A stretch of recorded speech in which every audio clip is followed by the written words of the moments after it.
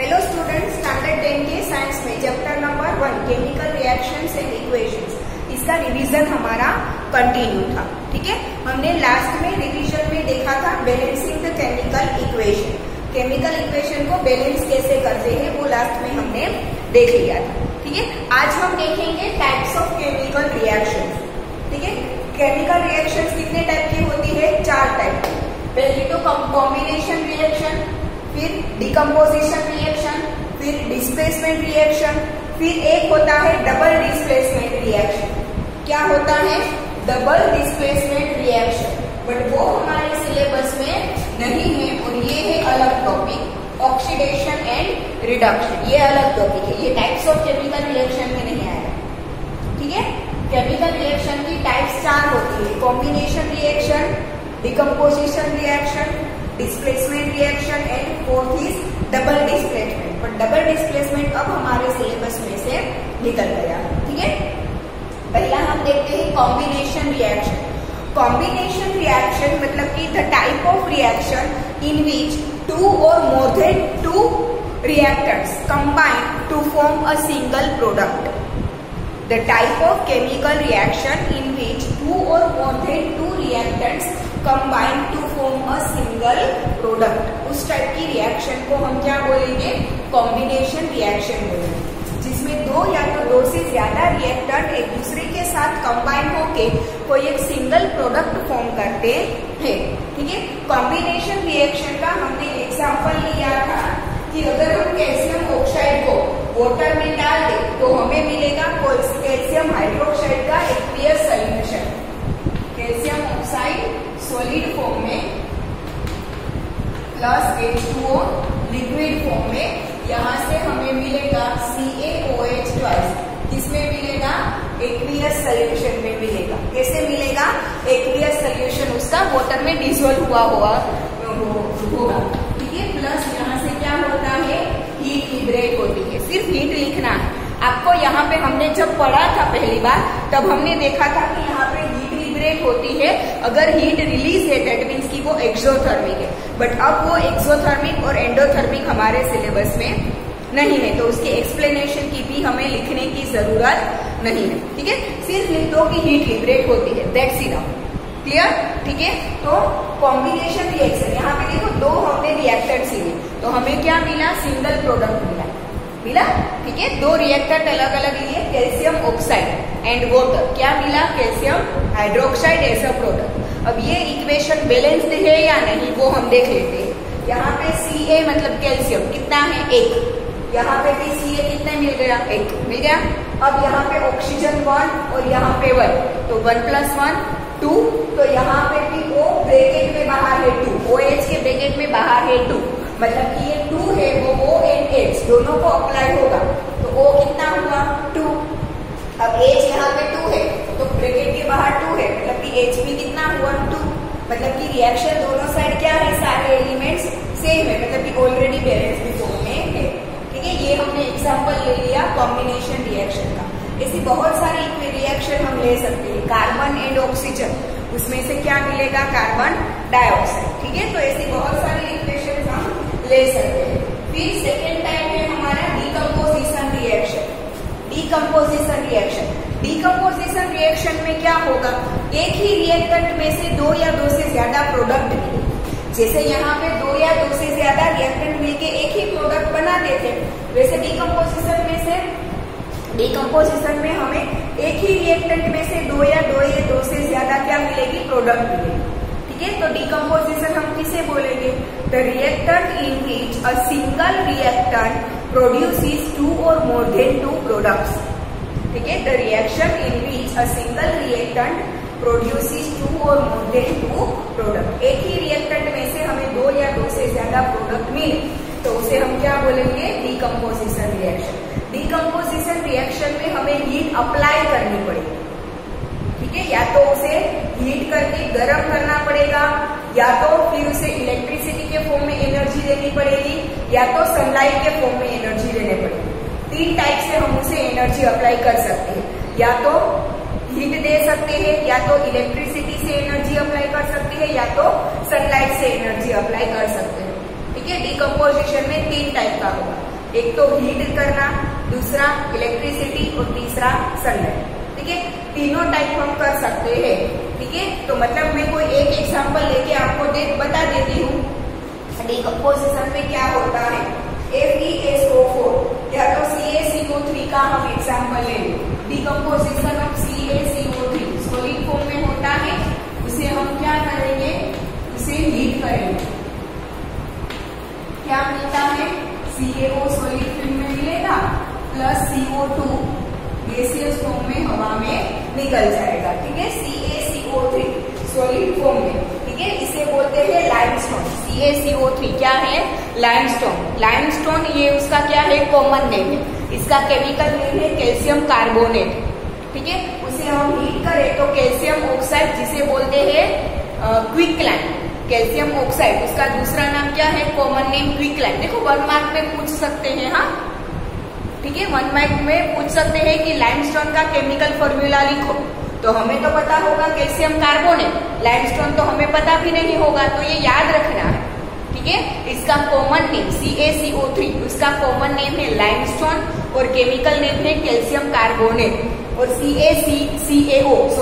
CaO उसका common name है क्विकलैंड और उसका केमिकल नेम है कैल्शियम ऑक्साइड। ठीक है, तो ये एक सिंगल रिएक्टेंट है CaCO3, उसमें से 2 प्रोडक्ट हमें मिलती है। क्विकलैंड मतलब कि कैल्शियम ऑक्साइड एंड दूसरा कार्बन डाइऑक्साइड गैसियस फॉर्म में एयर में रिलीज हो जाएगा। क्लियर, तो ये हो गई डिकम्पोजिशन रिएक्शन।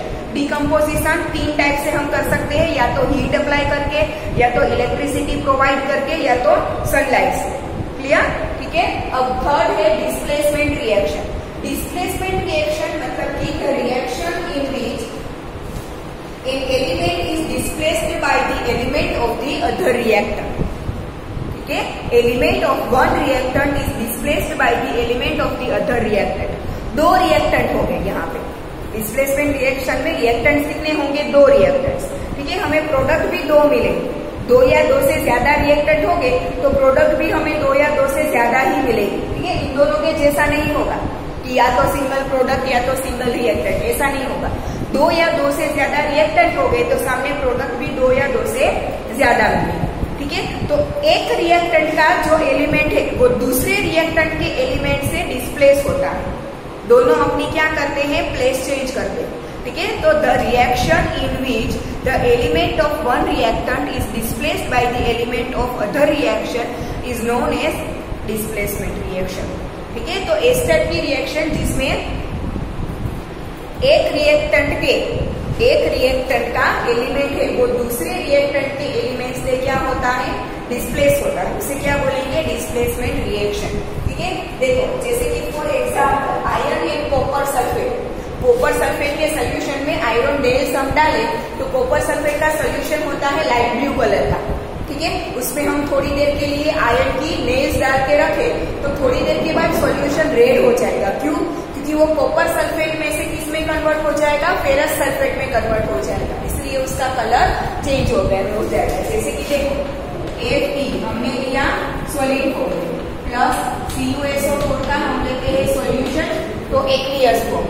ठीक है, इसमें से क्या हो जाएगा, एक रिएक्टेंट का जो कॉपर एलिमेंट है वो दूसरे रिएक्टेंट से क्या हो जाएगा, डिस्प्लेस हो जाएगा। ठीक है, एक रिएक्टेंट CuSO4 उसका एलिमेंट Cu वो दूसरे रिएक्टेंट के Fe से क्या होगा, डिस्प्लेस होगा। तो क्या मिलेगा हमें यहाँ पे प्रोडक्ट में FeSO4 का एक्वियस सॉल्यूशन मिल जाएगा और कॉपर है वो सॉलिड फॉर्म में, सॉलिड के अंदर, लिक्विड के अंदर सॉलिड फॉर्म में उसके प्रेसिपिटेट्स मिलेंगे। कॉपर हमें क्या मिलेगा, प्रेसिपिटेट के फॉर्म में। तो यहाँ पे CuSO4 का जो Cu था वो किससे डिस्प्लेस हुआ, Fe से। क्लियर, एक रिएक्टेंट का कोई एक एलिमेंट दूसरे रिएक्टेंट के एलिमेंट से क्या होता है, डिस्प्लेस। तो इसे क्या बोलेंगे हम, डिस्प्लेसमेंट रिएक्शन। ठीक है, ये हो गई टाइप्स ऑफ रिएक्शन। चौथा है डबल डिस्प्लेसमेंट रिएक्शन, बट वो हमारे सिलेबस से निकल चुका है, फिर भी मैं थोड़ा बहुत समझा देती हूँ। ठीक है, यहाँ पे देखो डिस्प्लेसमेंट में क्या हुआ, ये एलिमेंट पूरा इसमें आ गया। ठीक है, इसके साथ और कुछ भी नहीं जुड़ा था, Fe के साथ और कुछ नहीं था। बट डबल डिस्प्लेसमेंट में क्या होगा, दोनों एक दूसरे की जगह लेते हैं। दोनों क्या होगा, 2 रिएक्टेंट हो गए, 2 रिएक्टेंट में दोनों रिएक्टेंट के एलिमेंट एक दूसरे की जगह लेंगे। ठीक है, देखो यहाँ पे जैसे हमने आयरन की नेल्स डाली थी तो नेल्स के ऊपर ये कॉपर नहीं लग जाएगा, वो आयरन की जगह नहीं ले रहा है, सिर्फ आयरन है वो कॉपर की जगह ले रहा है, कॉपर है वो आयरन की जगह पे नहीं आ रहा है। कॉपर यहाँ पे प्रेसिपिटेट के फॉर्म में मिलेगा, वो नेल्स के ऊपर नहीं चढ़ जाएगा, ठीक है, तो उसकी प्लेस नहीं ले रहा है, इसीलिए सिर्फ डिस्प्लेसमेंट। और डबल डिस्प्लेसमेंट में क्या होगा, दोनों एक दूसरे की प्लेस पर आ जाते हैं।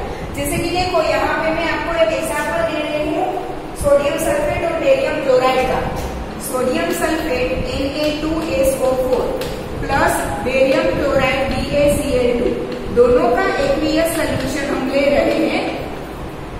तो यहाँ पे Ba and Na दोनों एक दूसरे को क्या करेंगे, रिप्लेस करेंगे, ठीक है, दोनों एक दूसरे को Ba की जगह पे Na आ जाएगा और Na की जगह पे क्या आ जाएगा, Ba, ठीक है। तो यहाँ पे आ जाएगा BaSO4, वो भी एक्वियस सोल्यूशन में, प्लस NaCl 2NaCl, वो भी एक्वियस सोल्यूशन, ठीक है, दोनों एक दूसरे की जगह क्या करेंगे, चेंज कर देंगे, ठीक है। सॉरी, BaSO4 हमें मिलेगा सॉलिड फॉर्म में, सॉलिड फॉर्म में मिलना मतलब कि उसके हमें क्या मिलेंगे, प्रेसिपिटेट्स मिलेंगे, ठीक है। तो यहाँ पे Na2 की जगह पे Ba आ गया और Ba की जगह पे Na आ गया, देख लो बैलेंस्ड है या नहीं वो भी देख लो। यहाँ पे Na कितना था, 2, तो यहाँ पे 2Na मतलब कि मिल गया 2।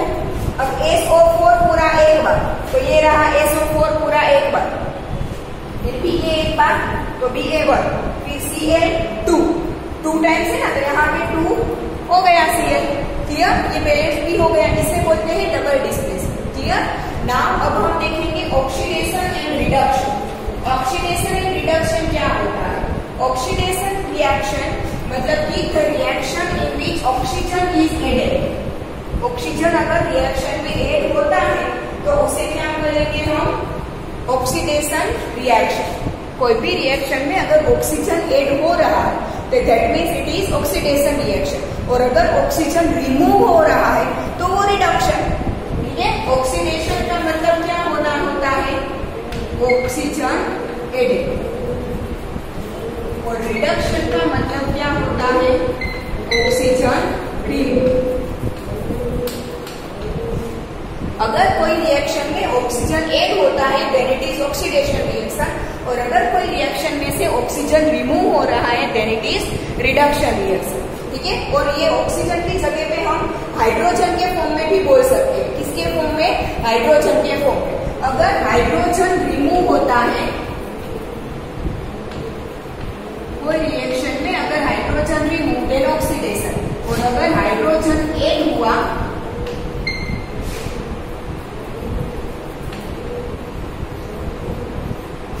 तो वो रिडक्शन, ठीक है। मतलब ऑक्सीडेशन किसे बोलते हैं, या तो ऑक्सीजन ऐड हुआ और या तो हाइड्रोजन रिमूव हुआ, तो दोनों कंडीशन में वो क्या होगी, ऑक्सीडेशन। और अगर ऑक्सीजन रिमूव होता है या तो हाइड्रोजन ऐड होता है तो दोनों कंडीशन में क्या होगी, वो रिडक्शन, क्लियर। तो दो तरीके से बोल सकते हैं, एक तो ऑक्सीजन के फॉर्म में बोल सकते हैं, दूसरा हाइड्रोजन के फॉर्म में। ऑक्सीजन ऐड होना या तो हाइड्रोजन रिमूव होना, बोथ आर ऑक्सीडेशन, और ऑक्सीजन रिमूव होना या तो हाइड्रोजन ऐड होना, बोथ आर रिडक्शन रिएक्शन, ठीक है।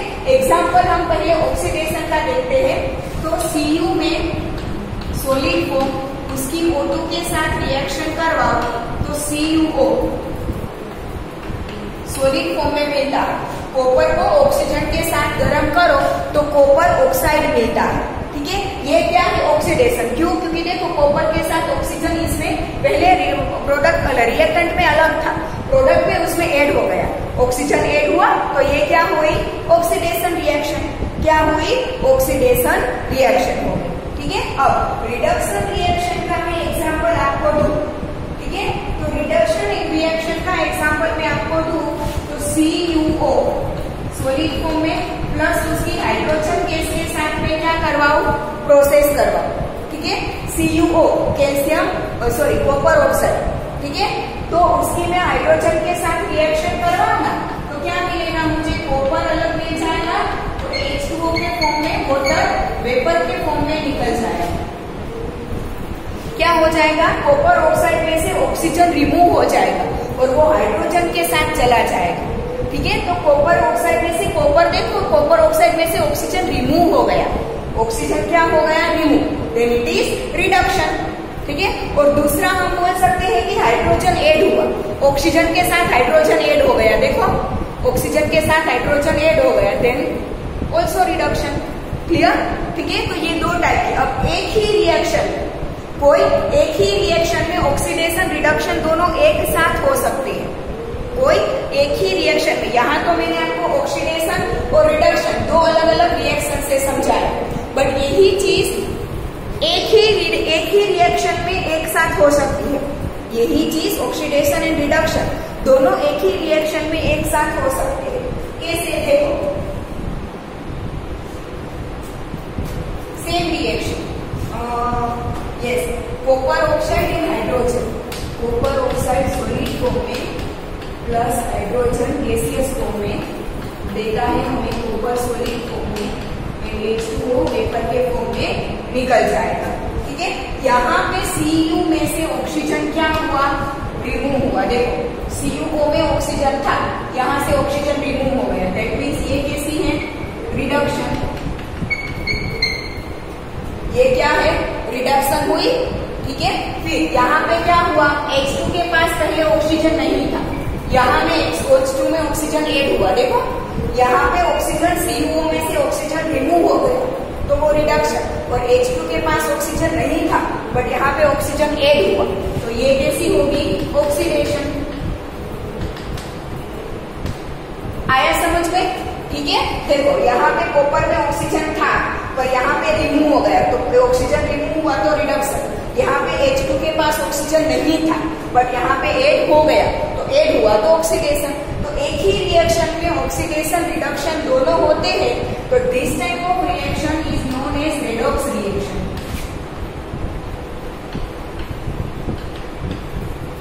इस टाइप की रिएक्शन को हम क्या बोलते हैं, रेडॉक्स रिएक्शन। एक ही रिएक्शन में रिडक्शन ऑक्सीडेशन दोनों एक साथ होता है, तो हम उसे क्या बोलेंगे, रेडॉक्स रिएक्शन बोलेंगे। क्लियर? ठीक है, तो ये हो गया पूरा ऑक्सीडेशन एंड रिडक्शन।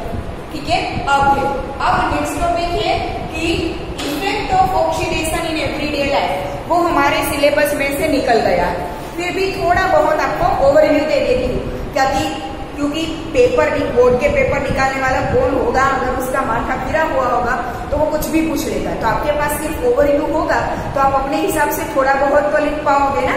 ठीक है, तो एवरीडे लाइफ में हम जो ऑक्सीडेशन की इफेक्ट देखते हैं वो दो टाइप की होती है, एक तो कोरोजन और दूसरा रेंसिडिटी। अब पहले कोरोजन देखते हैं। कोरोजन में क्या होता है, कोई भी मेटल एटमॉस्फेयर में जो ऑक्सीजन है, या तो एटमॉस्फेयर में जो वेपर होगी, ह्यूमिडिटी, वाटर वेपर, या तो हम बोल सकते हैं ह्यूमिडिटी। ठीक है, कोई भी मेटल अगर एटमॉस्फेयर में प्रेजेंट ऑक्सीजन या तो ह्यूमिडिटी के साथ या तो वाटर वेपर के साथ रिएक्शन करती है, ठीक है, तो उस मेटल का क्या होता है, धीरे धीरे वो मेटल है वो डिस्ट्रक्ट होने लगती है।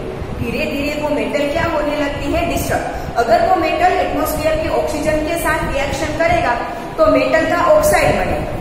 ठीक है, और अगर मेटल है वो वाटर वेपर की ह्यूमिडिटी के साथ रिएक्शन करेगा तो मेटल का हाइड्रोक्साइड बनेगा। ठीक है, तो ये मेटल का जो ऑक्साइड या तो मेटल का जो हाइड्रोक्साइड बनता है ना, वो मेटल को क्या करते हैं, डिस्ट्रक्ट करते हैं। तो इस प्रोसेस को हम बोलेंगे कोरोजन ऑफ मेटल।